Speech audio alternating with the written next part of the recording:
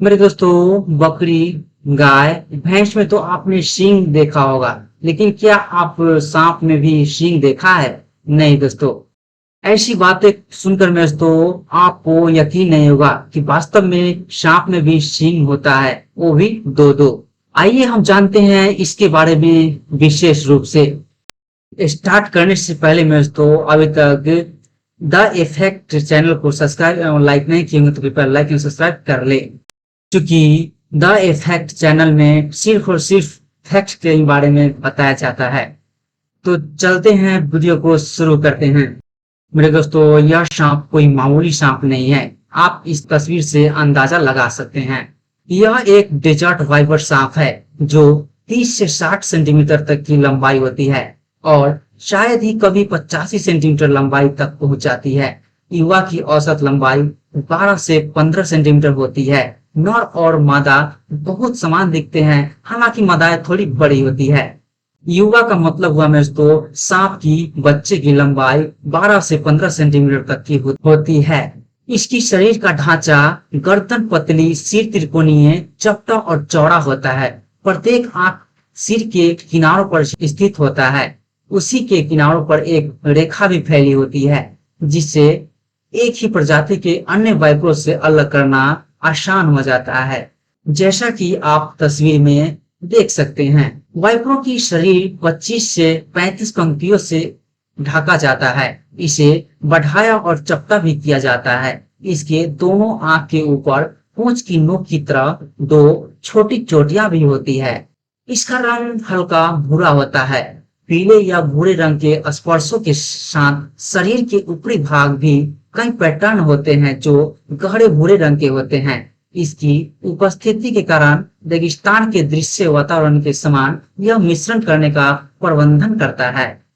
यानी वातावरण के अनुसार इसकी शरीर में बदलाव होते रहता है, परिवर्तन होते रहता है। रेगिस्तानी सींग वाले वाइपर निवास स्थान प्रजाति, जैसा कि इनके नाम से संकेत मिलता है, मुख्य रूप से रेगिस्तान में रहती है। हालांकि यह आसानी से विभिन्न वातावरण के अनुकूल हो सकती है। यह वादियों, पथरीली पहाड़ियों और रेतीले रेगिस्तान में रह सकता है।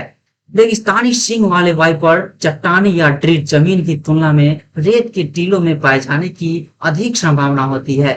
इस सांप द्वारा पसंद किए जाने वाला सामान्य तापमान अपेक्षाकृत ठंडा होता है, यानी कि जहाँ पे ये रहता है सांप, वहाँ का वातावरण बिल्कुल ठंडा होता है। यानी कि यह सांप ठंडा वातावरण में रहना ज्यादा पसंद करता है। सामान्य रूप से लगभग 20 डिग्री सेल्सियस यह भी महत्वपूर्ण है कि वातावरण आर्द्र हो, यानी कि बरसात हो। इस प्रकार का मध्यम तापमान आपको ऊर्जा उत्पन्न करने के लिए पर्याप्त गर्मी करने की अनुमति देता है। सूर्य के संपर्क में आने और जलयोजन बनाए रखने के लिए आदर्श ठंडे के माध्यम से बहुत अच्छा महसूस करता है, क्योंकि पर्यावरणीय आर्द्रता के बाहर तरल पदार्थों का एकमात्र स्रोत भोजन है। वे 1500 मीटर तक की ऊंचाई पर रहते हैं। क्रास्टेस वाइपर का प्रजनन और विकास, वे अंडाकार जानवर है। यहाँ ओविपरिटी के बारे में अधिक जानकारी। मादाएं 8 से 23 अंडे देती है, जिसे वे चट्टानों के नीचे अन्य श्रीकों या स्तनधारियों के खाली बिलों में जमा करती है, चूंकि बच्चे अंडा देने के 50 से 80 दिनों के बाद ही पैदा होते हैं। रेगिस्तानी सींग वाले सांप का प्रजनन अप्रैल की शुरुआत में ही होता है, खासकर पहले सप्ताह में। हालांकि संभोग जून में भी होता है, फिर भी यह ज्ञात नहीं है कि प्रजनन का मौसम वार्षिक है या नहीं।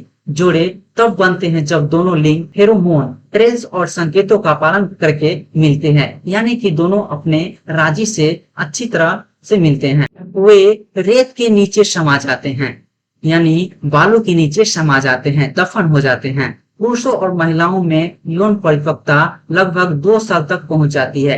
प्रजाति के जीवन काल के बारे में ज्यादा तो जानकारी नहीं, लेकिन कुछ बंदी नमूने 18 साल तक जीवित रह सकते हैं, यानी कि इस सांप का जीवन काल 18 से 20 साल तक की होती है। डेजर्ट हॉर्नड वाइपर बिहेवियर दिन के दौरान वे चट्टानों, लकड़ी या झाड़ियां के नीचे अन्य सरीसृपों या स्तनधारियों की मांद में शरण लेते हैं, यानी कि उसमें रहते हैं। ज्यादातर समय रेगिस्तानी सींग वाले वाइपर आंशिक रूप से या पूरी तरह से रेत के नीचे दबे होते हैं, यानी कि बालू के नीचे दबे होते हैं। यह उन दोनों को गर्मी से बचाने और आश्चर्य से शिकार को पकड़ने में मदद करता है। जब उन्हें खतरा महसूस होता है तो वे बचाव के रूप में अपने जहर का उपयोग कर सकता है। यदि आप सरीसृपों के जहर में रुचि रखते हैं तो हम इसे इस लेख में विस्तार रूप से बताएंगे। वे सीधे हमले का सहारा लेने से पहले फुफकारते और फूटते हैं। वे अपने शिकार की पहचान करने के लिए दृष्टि और गंध का उपयोग करते हैं।